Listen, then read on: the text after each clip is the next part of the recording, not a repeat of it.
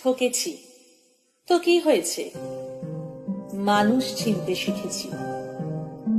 কাউকে ঠকিয়ে যারা নিজেকে বড় ভাবে তারাও একদিন ঠকবে। অপেক্ষা শুধু সময়।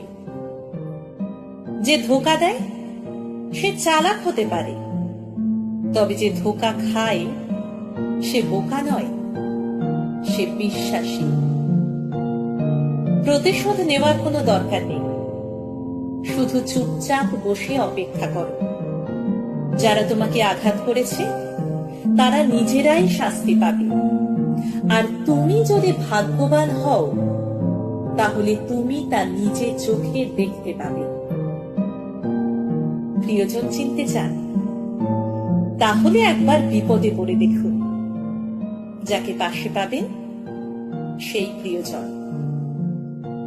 শিক্ষা শুধু বই থেকে নয়, কাছের মানুষের থেকেও পাওয়া যায়।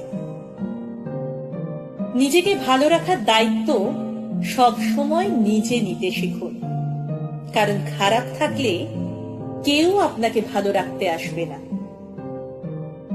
কেউ ভুলে যায় না, প্রয়োজন শেষ তাই আর যোগাযোগ রাখে না। কষ্ট কখনো কমে না, শুধু সহ্য করার ক্ষমতা বেড়ে যায়। খুব আপনজনের কাছেও নিজের দুর্বলতা প্রকাশ করা উচিত নয়, কারণ খারাপ সময় তারা সেই দুর্বল জায়গাতেই আঘাত করবে। সম্পর্ক কখনো দূরত্ব বা সময় না দেওয়ার কারণে নষ্ট হয় না। সম্পর্ক নষ্ট হয় অসম্মান আর বিশ্বাসঘাতকতার কারণে। বেশি ভালো কখনো কখনো ভয়ঙ্কর হয়ে দাঁড়ায়। দুঃখে কারো নজর লাগে না, কিন্তু সুখে লেগে যায়। আমাদের সবচেয়ে বড় রোগ হলো লোকে কি ভাববে।